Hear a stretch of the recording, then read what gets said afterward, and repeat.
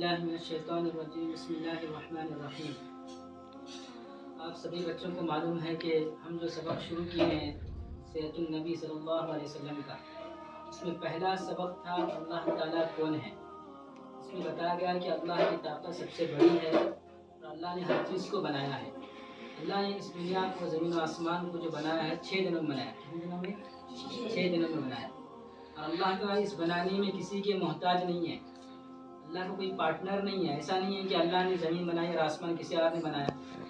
سب کچھ بنانے والے کون ہیں؟ اللہ تعالیٰ ہے۔ خالق وہ ہیں، رازق وہ ہیں، نفع و نقصان کے مالک وہی ہیں۔ اللہ کے علاوہ کوئی ہمارا مددگار نہیں ہے۔ لم یلد ولم یولد ولم یکن لہ کفوا احد۔ ایسا نہیں ہے کہ اللہ نے اپنا بیٹا بنایا کسی کو، یا اللہ کسی اور کے بیٹے ہیں، نعوذ باللہ، اور اللہ کے جیسا کوئی نہیں ہے۔ تو یہ سبق پہلے تھا۔ اور ایک بات اس میں یہ بتائی گئی ہے کہ اگر ہم اللہ کی جتنی بھی تعریف کریں وہ کم ہے۔ حدیث میں آتا ہے کہ اگر ساری دنیا کے درختوں کو قلم بنایا جائے، سارے دنیا کے درخت ہیں ان کے قلم بنائے جائیں، پین بنایا جائے، اور سارے سمندروں کو انک بنایا جائے، سیاہی بنایا جائے، تو کہتے ہیں کہ سارے قلم ختم ہو جائیں گے اور سیاہی بھی ختم ہو جائے گی، لیکن اللہ کی تعریف، اس کی بڑائی کبھی ختم نہیں ہوگی۔ وَإِن تَعُدُّوا نِعْمَةَ اللَّهِ لَا تُحْصُوهَا۔ قرآن میں اللہ نے فرمایا اگر تم اللہ کی نعمتوں کو گننا چاہو تو گن نہیں سکتے۔ جب ہم اللہ کی نعمتوں کو ہی نہیں گن سکتے ہیں تو اللہ کی تعریف کیسے بیان کر سکتے ہیں؟ سمجھا؟ تو اللہ تعالیٰ تو وہ ہے جو کسی کے محتاج نہیں، جو کسی پارٹنر کے محتاج نہیں، تنہا سارے نظام کو چلا رہے ہیں۔ پھر اس کے بعد دوسرا سبق اس میں یہ بتایا گیا ہے کہ جب ہم نے اللہ کو پہچانا، یہ مختصر تعریف ہے۔ اللہ کی تعریف میں جو کئی ساری کتابیں لکھی گئی ہیں، ہزاروں پیجز سے لکھی گئی ہیں، سمجھے؟ یہ مختصر آپ کے لیے دینی نسبت سے جوڑ کر ہم آپ کو یہ جو سیرت النبی کا سبق پڑھا رہے ہیں، یہ اس میں مختصر معلومات دی گئی ہے آپ کو۔ اس کے بعد اللہ تعالیٰ نے قرآن مجید میں فرمایا ہے کہ جب میں نے بندوں کو دنیا میں بھیجا تو کچھ بندے جو ہیں اللہ کے نافرمان نکلیں گے۔ تو پوچھا گیا کہ ایسے وقت میں ہم ہدایت پر کیسے آ سکتے ہیں؟ تو اللہ نے قرآن مجید میں آیت اتاری ہے، اس میں بتایا گیا ہے کہ جب تمہارے پاس میری طرف سے ڈرانے والے آ جائیں۔ کون ڈرانے والے؟ انبیاء اکرام۔ اور خوشخبری پھیلانے والے، خوشخبری بتانے والے آ جائیں، یعنی جنت کی خوشخبری ماننے والوں کے لیے، اور دوزخ کا ڈر، اور دوزخ کی جو چیزیں ہیں، دوزخ کے اندر کیا کیا چیزیں ہوں گی اور کون لوگ جائیں گے، اس سے ڈرانے کے لیے جو انبیاء کرام آئیں گے اور جو ان کی باتوں کو مانے گا اور ہدایت پر آ جائے گا۔ تو دنیا میں اللہ نے بہت سارے نبیوں کو بھیجا، 1.25 لاکھ انبیاء آئے۔ کتنے آئے؟ 1.25 لاکھ، 1,24,000 انبیاء۔ تو سارے نبیوں کے نام قرآن میں، حدیث میں نہیں ملیں گے آپ۔ جو زیادہ مشہور انبیاء کرام ہوئے، جن کے زمانے میں واقعات پیش آئے زیادہ سے زیادہ، جیسے حضرت موسیٰ علیہ السلام، حضرت یوسف علیہ السلام، حضرت ابراہیم علیہ السلام، حضرت اسحاق علیہ السلام، حضرت اسماعیل علیہ السلام، حضرت داؤد علیہ السلام، ایسے بہت سارے انبیاء کرام، حضرت زکریا علیہ السلام، حضرت یحییٰ علیہ السلام، حضرت صالح علیہ السلام۔ ان کے علاوہ بھی بہت سارے انبیاء کرام ہیں جن کا نام جو ہے قرآن مجید میں بیان نہیں کیا گیا ہے۔ یہ نبیوں کا تذکرہ اللہ نے قرآن میں کیوں کیا؟ اس لیے کیا کہ لوگ جو ہے سمجھ جائیں، ان کی جو قومیں تھیں، ان کی جو امت تھی، انہوں نے جب اپنے نبیوں کو جھٹلایا، ان کا مذاق اڑایا، اللہ نے ان کے ساتھ کیا معاملہ کیا، ان کے حالات کیسے ہوئے۔ تو یہ ہمارے لیے ایک نصیحت، عبرت بھی ہے۔ تو اللہ نے آسمانی کتابیں اتاری، 4 کتابیں اتاری۔ کتنی اتاری؟ 4 کتابیں اللہ نے آسمانی اتاری۔ اس کے علاوہ جو پہلے انبیاء کرام بھی آئے، کچھ انبیاء کرام کو ایک پیراگراف دیا گیا، ایک پیج دیا گیا، اسی میں ان کی شریعت تھی، دین محفوظ تھا ان کا اندر، وہی دین ان کا تھا۔ لیکن یہ 4 انبیاء کرام جو آئے، ان کے اوپر پوری کتابیں اتری، مکمل کتاب۔ سب سے پہلی کتاب حضرت موسیٰ علیہ السلام پر اتری، اس کا نام ہے تورات۔ کیا نام ہے؟ تورات کتاب۔ دوسری کتاب زبور کتاب اتری، کس نبی پر؟ حضرت داؤد علیہ السلام پر۔ تیسری کتاب انجیل، یہ حضرت عیسیٰ علیہ السلام پر اتری۔ اور سب سے آخر میں ہمارے اور آپ کے آقا حضرت محمد مصطفیٰ صلی اللہ علیہ وسلم پر جو کتاب اتری اس کا نام قرآن مجید ہے۔ دیکھیے قرآن مجید جو ہے وہ قیامت تک باقی رہیں گی، باقی کتابیں ابھی کچھ بھی نام و نشان نہیں اس کا۔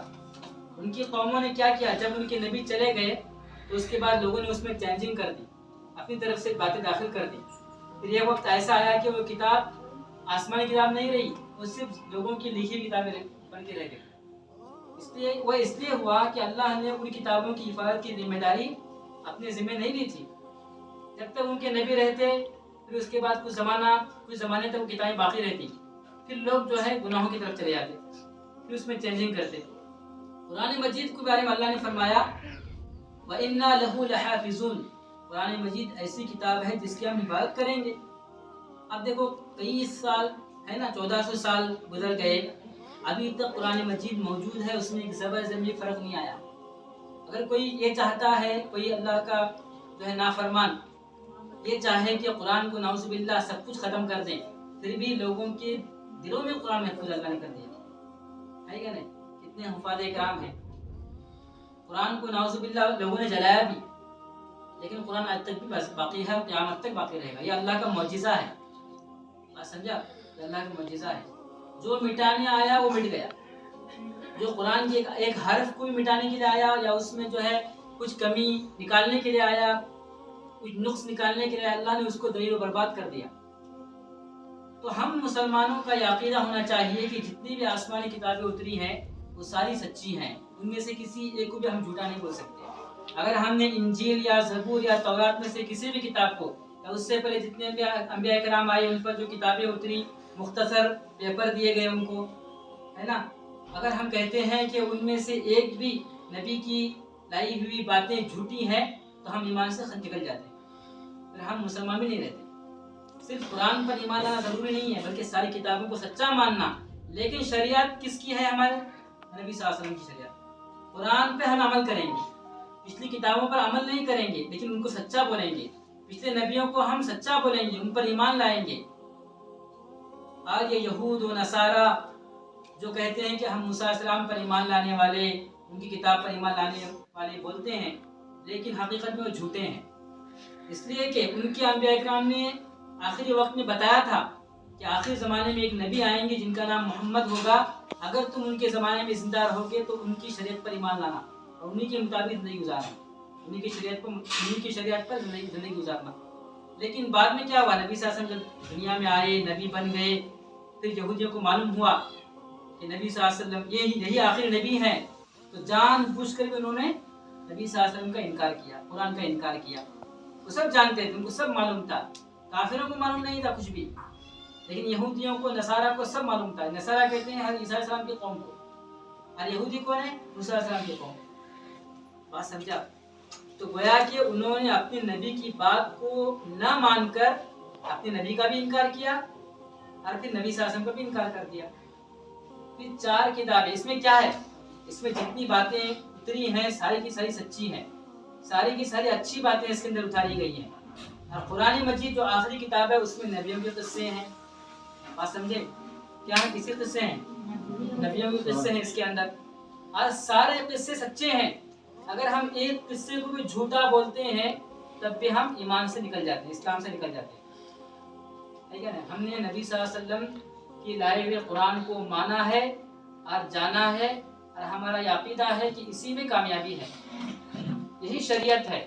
وَمَن يَبْتَغِ غَيْرَ الْإِسْلَامِ دِينًا فَلَن يُقْبَلَ مِنْهُ، قرآن میں فرمایا گیا کہ اگر یہ کوئی بھی دنیا کا انسان اسلام کو چھوڑ کر، جو قرآن میں بتایا گیا طریقہ ہے اس کو چھوڑ کر کسی اور طریقے پر چلتا ہے، اللہ تعالیٰ اس کے اس عمل کو قبول نہیں کریں گے۔ تو یہ اس میں پیغام دیا گیا ہے۔ قرآن میں قصے ہیں اور سچے قصے ہیں، کوئی جھوٹ قصہ نہیں ہے اس میں۔ کافر لوگوں کا کہنا کیا تھا؟ وہ کہتے تھے کہ یہ تو پرانے زمانے والے لوگوں کی باتیں ہیں اور گھڑی ہوئی باتیں ہیں، نبی صلی اللہ علیہ وسلم اپنی طرف سے بنا کر پیش کرتے ہیں، ایسے بھی کہا کچھ لوگوں نے۔ لیکن ہمارا عقیدہ کیا ہے؟ ان میں سے ایک حرف بھی جھوٹا نہیں ہے۔ تو یہ سبق کے اندر یہ بتایا گیا ہے۔